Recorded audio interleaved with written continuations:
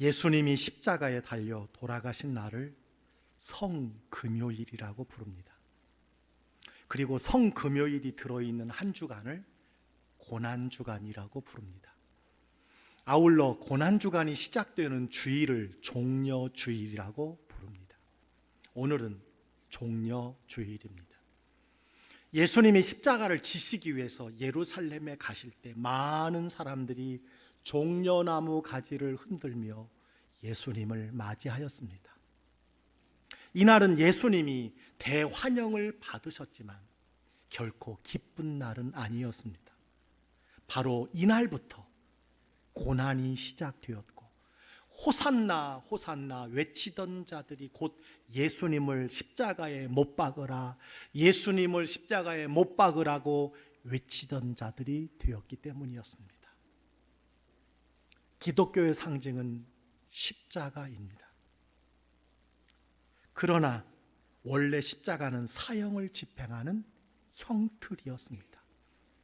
인간을 가장 고통스럽게 죽게 하려고 만들어낸 가장 잔인한 사형 도구가 십자가입니다. 그 과정은 이렇습니다.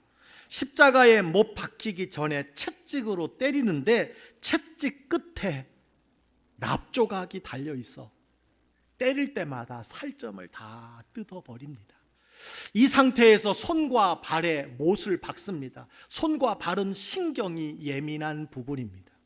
엄청나게 아프지만 금방 죽지도 않습니다.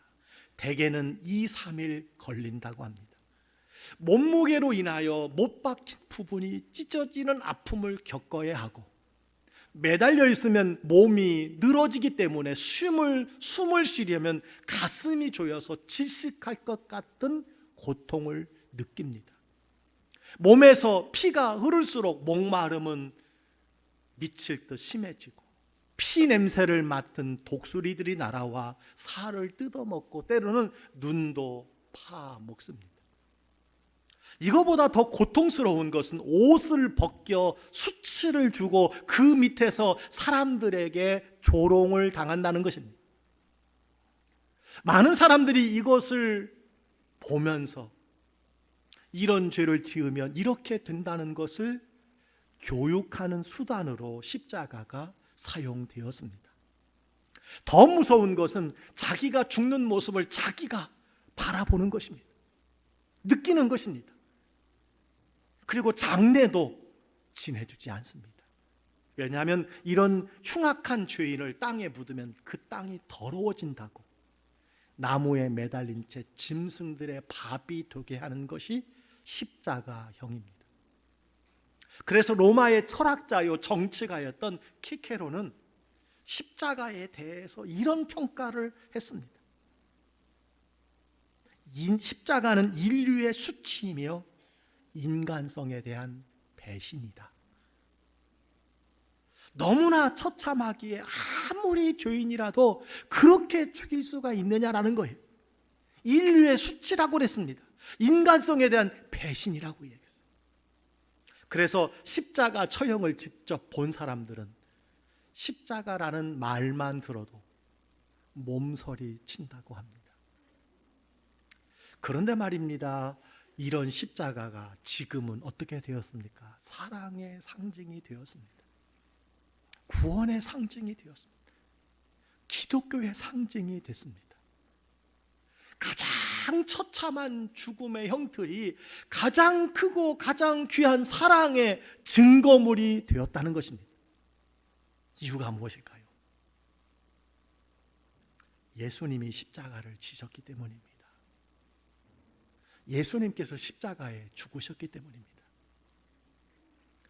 구약시대에는 죄인이 용서를 받으려면 스스로 짐승을 가지고 와서 제사를 드려야 했습니다. 그러나 그 제사 제도는 불완전한 것이었습니다. 더 완전한 제사가 필요했습니다. 그래서 하나님은 메시아를 보내 온 인류를 위한 완전한 제사, 온전한 제사를 드림으로써 인간을 모든 죄로부터 용서하기 원하셨습니다. 예수님은 하나님의 어린 양으로 이 땅에 오셔서 속죄의 양이 되시고 속죄의 제사를 드리게 되신 것입니다. 이것이 십자가 사건입니다.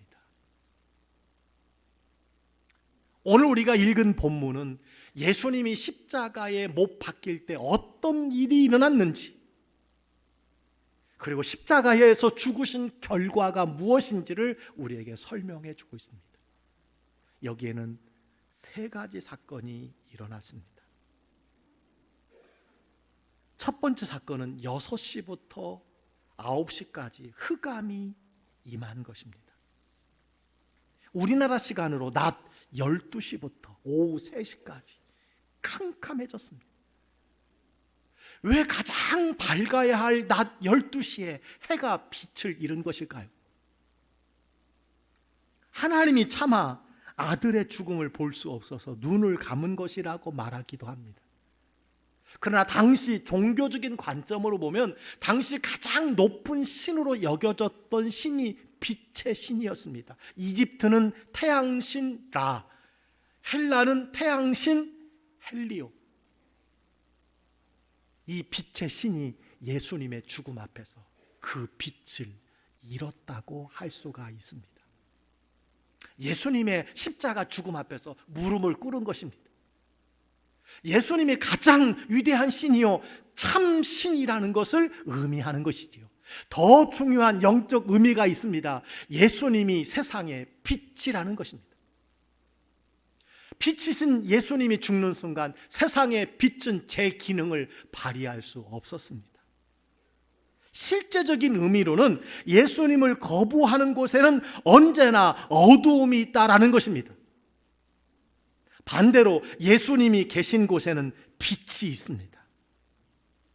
그래서 예수님은 너희는 세상의 빛이라고 말씀해 주셨습니다. 그리고 예수님이라는 위대한 빛이 있으므로 진리를 알 수 있게 되었습니다. 예수님을 통해서만 모든 것이 제대로 보이고 삶의 목적과 가치를 깨닫게 된 것이지요. 그러므로 예수님은 세상의 빛이며 진리의 빛이라는 것을 첫 번째 사건은 우리에게 가르쳐 주고 있습니다. 두 번째 사건은 성소의 휘장이 위로부터 아래로 찢어졌습니다. 지금까지 예루살렘 성전에는 성소와 지성소를 구분하는 휘장이 있었습니다. 하나님의 임재를 상징하는 지성소에는 아무나 들어갈 수가 없었습니다. 오직 대제사장 한 사람만, 그것도 1년에 하루 대속죄일에만 들어갈 수 있었습니다. 정결 예식을 다 한 후에라도 혹 그 죄 때문에 그 지성소에서 나오지 못하는 죽음을 맞이할 때 그 사람을 끌어내기 위해서 발목에 끈을 묶고 들어갔습니다. 만약에라도 지성소에서 어떤 사건이 생기면 밖에서 그를 끌어내기 위해서였습니다. 하나님께 나아가는 것은 그만큼 두렵고 죄가 하나님 앞에서 얼마나 두려운 일인가를, 떨리는 일인가를 우리에게 가르쳐 주는 것이 지성소요 성소였습니다. 그런데 예수님의 죽음으로 성소의 휘장이 위로부터 아래로 찢어졌습니다. 이는 하나님이 스스로 휘장을 찢으신 것입니다. 예수님이 십자가에 달리셔서 자기 몸을 찢으신 것입니다. 하나님과 우리 사이에 막혀진 두꺼운 장벽을 하나님께서 헐어버리신 것입니다. 화목의 제물이 되신 것입니다. 그래서 하나님과 인간의 사이에 죄로 말미암아 막힌 것, 차단되어진 모든 것이 사라져버린 것입니다. 그러므로 십자가 사건은 하나님과 우리를 만나게 하는 위대한 사건인 것입니다.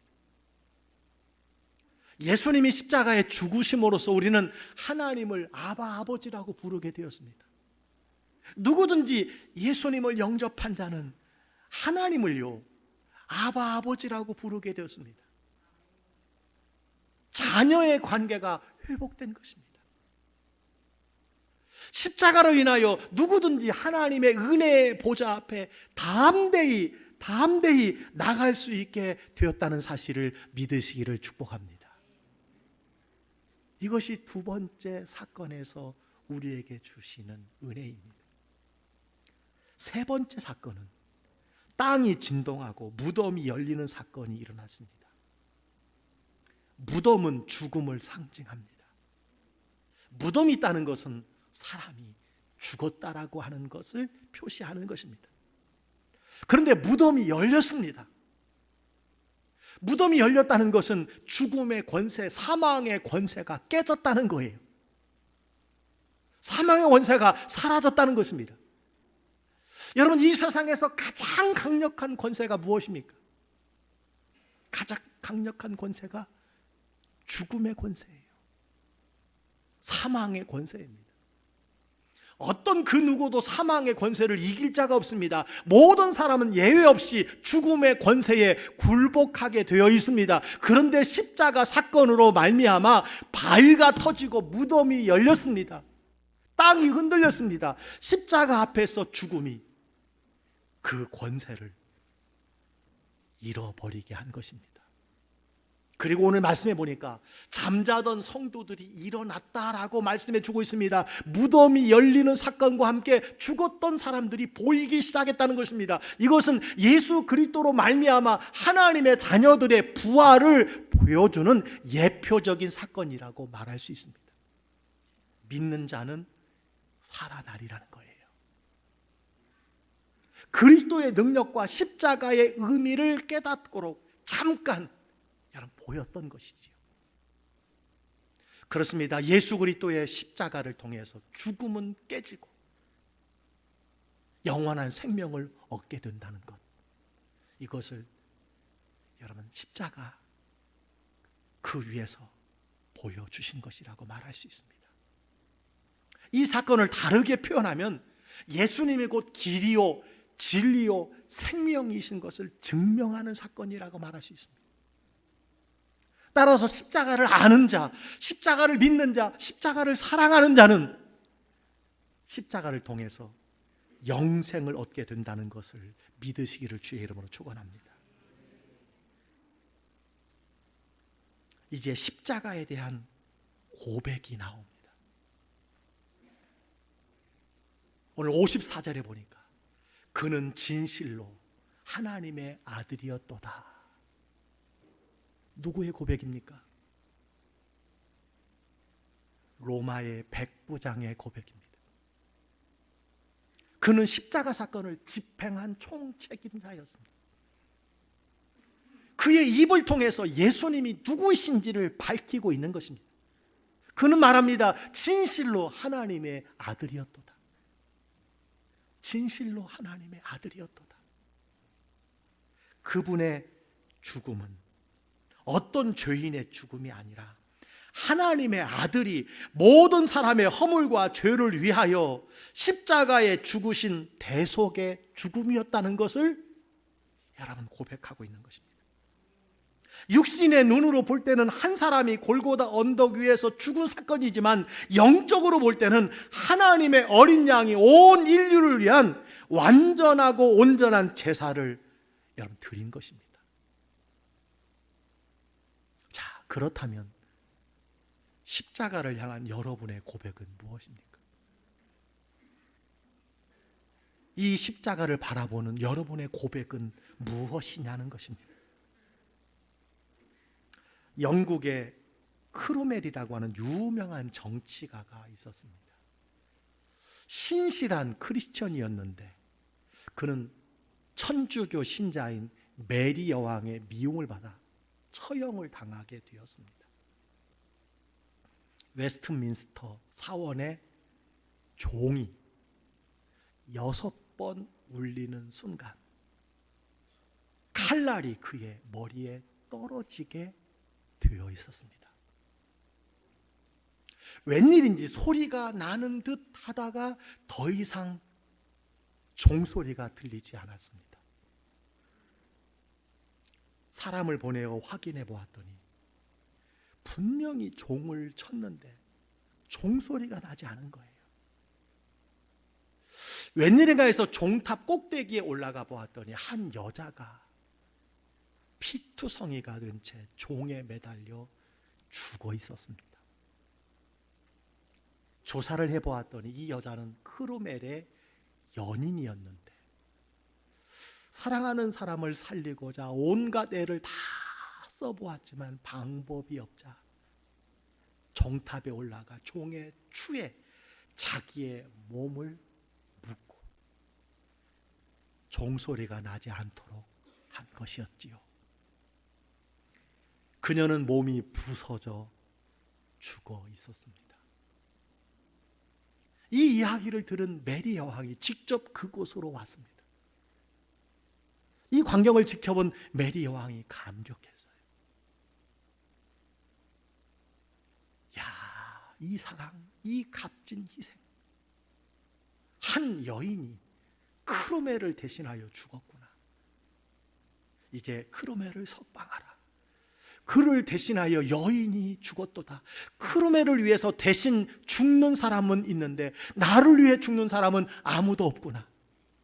그런 한탄하면서 그 자리를 떠나게 되었다고 합니다. 다시 살아나는 크로멜은 손수건에 그녀의 피를 묻히고는 나를 위한 희생의 피를 헛되게 하지 않겠다 고백하면서 한평생 결혼도 하지 않은 채 그 손수건을 간직하고 살았다고 합니다. 이 이야기를 듣는 여러분, 나도 세상 살면서 이런 사랑을 받아보면 좋겠다. 여러분 생각되시는 분 계십니까? 여러분도 이미 받았습니다. 여러분도 그 사랑을 이미 받았다는 사실입니다. 평범한 남녀의 사랑이 아니라 하나님의 아들 독생자 예수님의 사랑입니다. 그분이 여러분을 위해 십자가에 달려 모든 고난을 받으시고 죽으셨습니다. 누군가 여러분에게 당신은 크리스찬입니까? 라고 묻는다면 어떻게 대답하시겠습니까? 네, 그렇습니다 라고 답하신 분들이 있다면, 혹시 여러분이 그렇게 답한 이유가 무엇인지를 백지 한 장과 연필을 주면서 적어보라고 한다면 어떻게 답을 쓰시겠습니까? 어떻게 답을 쓰시겠어요? 사람들은 자기가 교회 다니기 때문에 크리스찬이라고 생각합니다. 그러나 교회 다닌다고 해서 다 크리스찬은 아닙니다. 그 사람은 교인일 뿐입니다.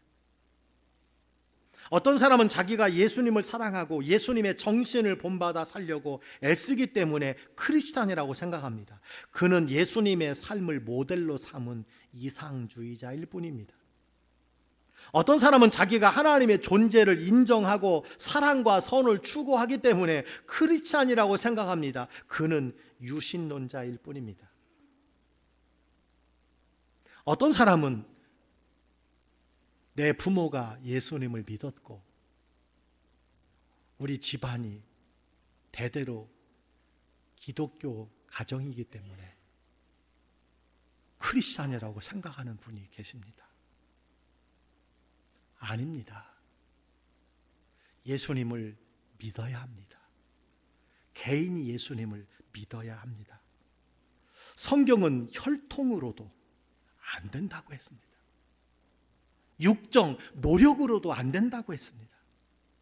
사람의 뜻으로 안 된다고 했습니다. 여러분, 교회가 좋은 곳이고 다른 사람을 돕는 일이 즐거우니까 나는 그리스도인이다라고 생각하면 큰 착각입니다.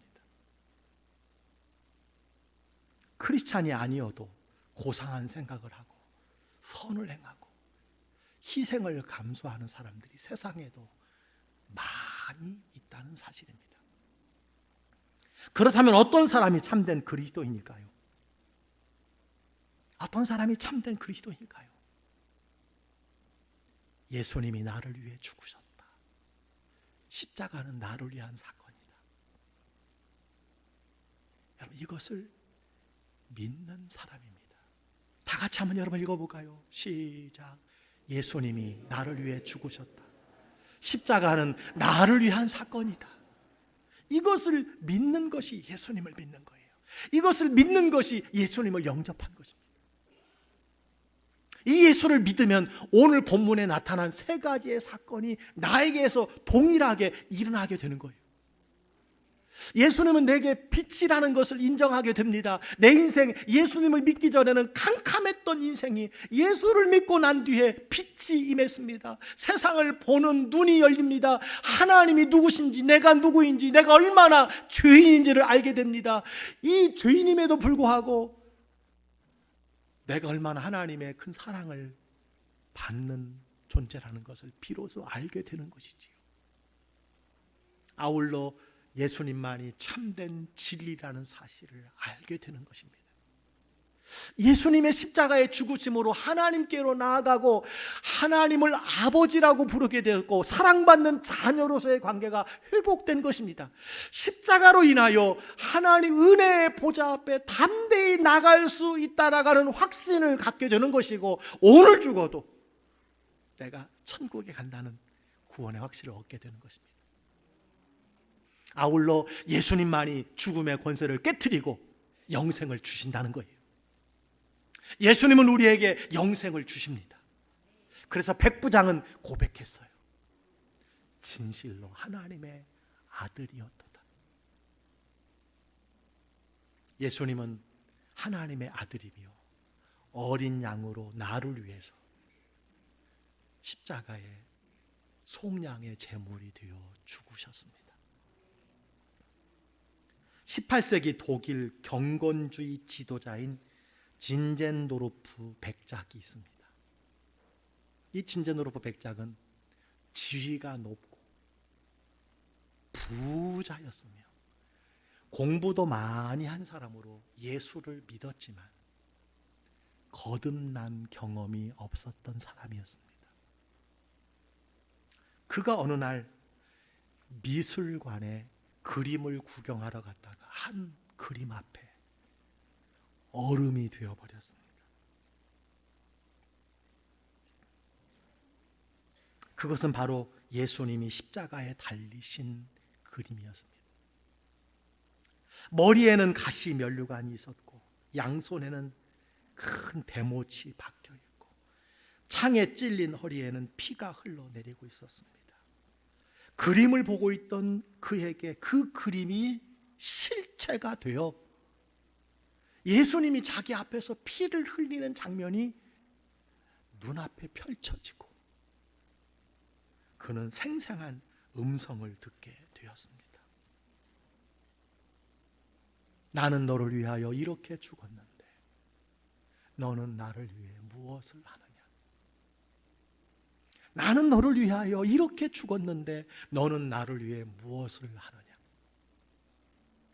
그는 그 자리에서 무릎을 꿇었습니다. 이 사건을 계기로 그의 삶은 180도 바뀌었습니다. 자기만을 위해서 살던 그가 주님을 위한 삶으로 완전히 변화된 것입니다. 마침 그때 모라비안 교도들이 신앙의 박해를 피해서 자기 영지로 들어오자 그 넓은 땅을 그들에게 다 내어주게 되었습니다.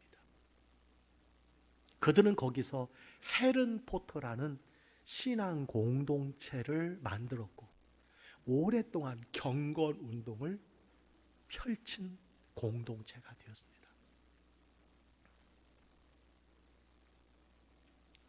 많은 분들이 십자가를 바라보면서 감격이 없습니다. 많은 분들이 십자가를 외치면서 감동이 없습니다. 마치 십자가 밑에서 예수님의 옷을 제비 뽑아 나누는 로마 병사들처럼 십자가와 상관없이 살아갑니다.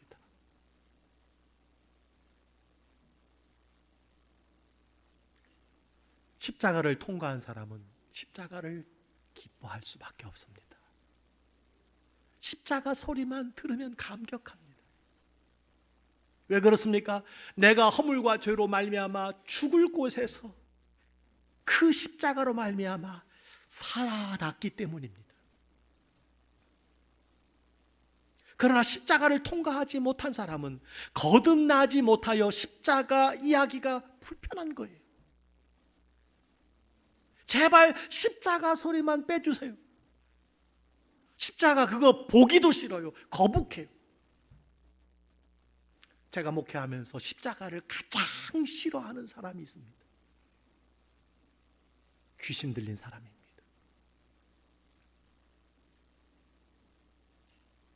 귀신 들린 사람에게 십자가 보혈만 이야기해도요,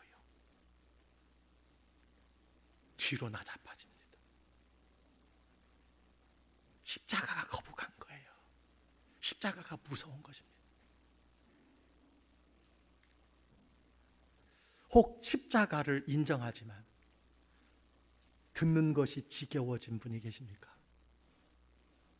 아무리 십자가를 이야기해도 감동이 없어요. 뜨거운 마음이 없어요. 고마운 마음이 없어요. 혹시 여러분 그렇지 않습니까? 여러분의 영혼이 회복돼야 한다는 거예요.